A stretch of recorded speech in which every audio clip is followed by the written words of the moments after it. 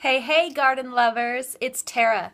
Today it is Wednesday, and this short video is to remind you that it's the middle of February and President's Day was on Monday, which means for those of us in the Pacific Northwest, so, Portland, Seattle, Northern California, maybe even, now is the time to cut back your roses. And President's Day has traditionally been the specific calendar date when you can go ahead and do that. So, if temperatures are starting to warm in your area, get out your pruners and head outside.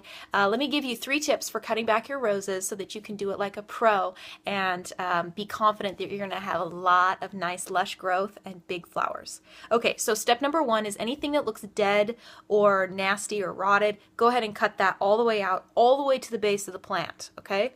So none of that material is going to be doing your shrub any favors whatsoever, so take out all the dead. Second tip, basically, depending on where the rose is and the ultimate shape that you want, it's generally recognized that taking back about half of your plant, so you have a shrub, if it's 3 feet, take it down to 1.5 feet. So bring down your shrub, because what's going to happen in the spring is with all the fresh new growth, it's going to push and it's going to get real heavy and it's going to be maybe like tall and skinny and leggy, but what you want is a nice bush. So unless there's a specific reason that you need to have your rose bush taller, go ahead and be real liberal and cut back all the canes to around half the size of the shrub. Okay, tip 3. Now you're going to want to take your pruning shears or your clippers, your hand clippers, and you're going to want to take back selectively a couple canes because you're going to want to create this nice open shape, kind of like my fingers are, kind of like a 3, where there's a lot of good air circulation.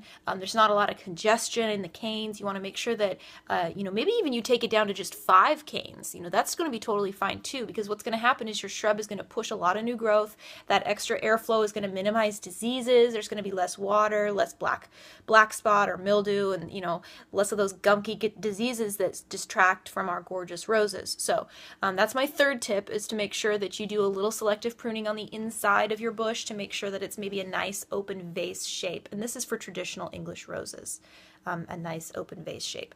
Okay, so bonus tip, when you are pruning, make sure you're cutting back to a rose bud, okay? So what that means is you're not cutting midway on the cane, but you're cutting back to a bud where that little bud is going to be able to grow up and grow out and fill in the space and be nice and dense. You don't want to be cutting mid-cane, because what's going to happen is the cane is going to die back to the next bud, and you're going to have this dead stick, and you don't want dead sticks.